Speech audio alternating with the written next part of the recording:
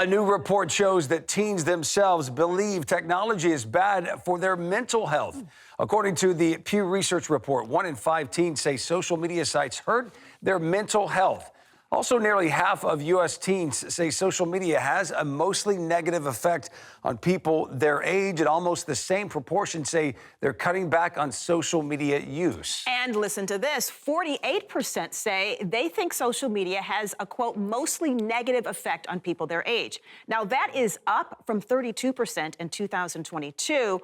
Only 11% of teens say today that they think social media is, quote, mostly positive for their peers. But just 14% say social media has a, quote, mostly negative impact on them, although that figure has jumped from 9% in 2022. In the meantime, 45% say they spend too much time on social media, up from 36%, and 44% of teens said they have cut back on time spent on social media and their smartphones. So let's talk more about this. Dr. Phil is with us this morning with his expert perspective on this topic. Dr. Phil, good morning to you. Well, thanks, Fanchon and Joe. That's right. This has become an epidemic. There's no question about it. We're seeing a troubling rise in young people struggling with social media, so much so that this has been called a national crisis. Now, many people think that social media is one of the driving forces behind the surge in mental illness with these kids. And it's not just about screen time. It's about how social media platforms are impacting the way that these teens actually perceive themselves, their world, and really more importantly, their worth. A new Pew study reveals that teens are catching up with their parents regarding skepticism. They are wary of social media. But here's the interesting thing. While teens seem to be more willing to admit that social media is having a negative effect on people their age, they just don't think it's them personally. They say 48% of teens, when they were surveyed, they said 48% of teens believe social media sites have a negative effect on people their age, which is up from 32% in 22, but only 14% think it's them. So yeah, it affects other people, but not me.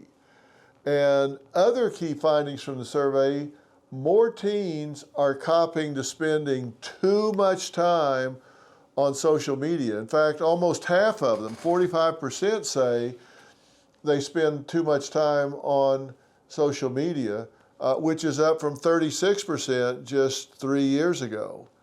And girls' experiences on social media skew more negatively than guys.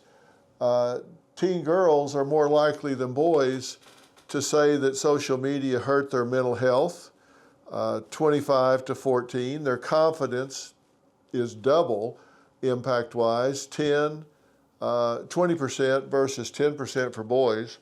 And they also say it hurts their sleep more than boys. And a majority of teens see social media as a positive space for friendships and creativity. So 74% say these platforms make them feel more connected to their friends. So think about this, 48% say, yeah, it's negative, but it doesn't affect me. I see how it affects everybody else, but not me. And then 74% say that it makes them feel more connected to their friends. And one of the reasons for that is because they're not connecting any other way. They're not getting out there in the world. And 63% of them say it gives them a place to show off their creative side. Because they're making videos, they're creating art, they're taking pictures, and this gives them a platform. And they cop to it with their parents and saying, yeah, it's not a good thing. But they do have different comfort levels when it comes to discussing teen mental health. 80% of parents say they're extremely or very comfortable talking to their teen about teens' mental health. And teens aren't quite there.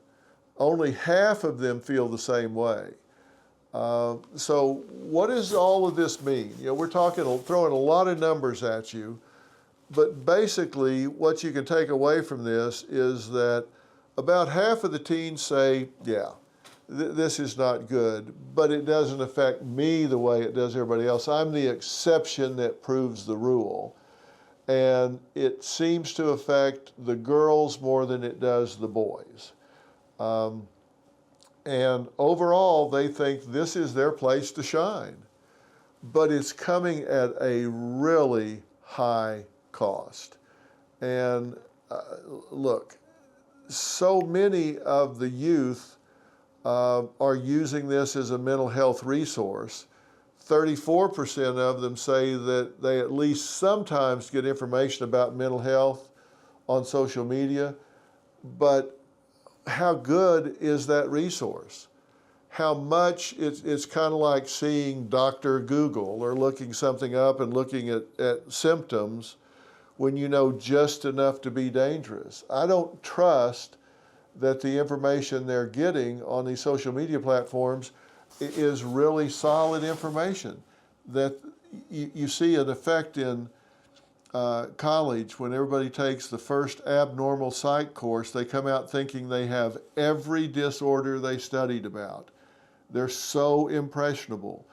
And I fear that these teens are reading about all this stuff, seeing these videos and thinking either they or everybody they know is a narcissist or is a psychopath or whatever.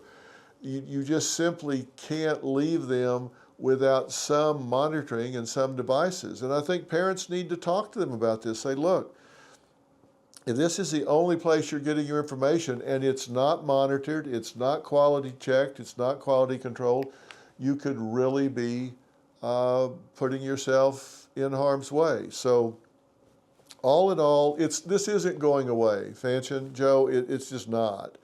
It's not going away, and that means that parents need to start having an open dialogue about social media and how it impacts these kids. And when they talk to them, they need to say, I've seen the data, and you kids believe that it's not a positive thing for most, but you think you're the exception that proves the rule. What if you're not?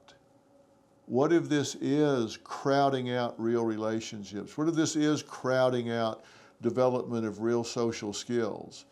You need to ask them the questions, get them to think critically, and consider that maybe, just maybe, they could put that phone down, put that computer down, and go outside and look at the blue sky, the green grass. Ask a friend to go to the track and walk around the track with them, or go do something fun in the real world.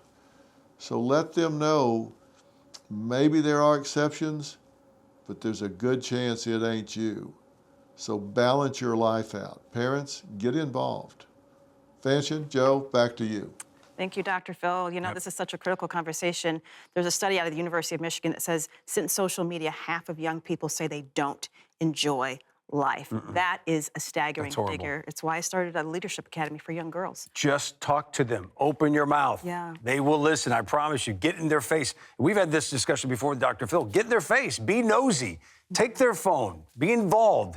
A lot of parents don't do that. That's what's sad. And young people, you don't get your value from social media. Nope. Not at all.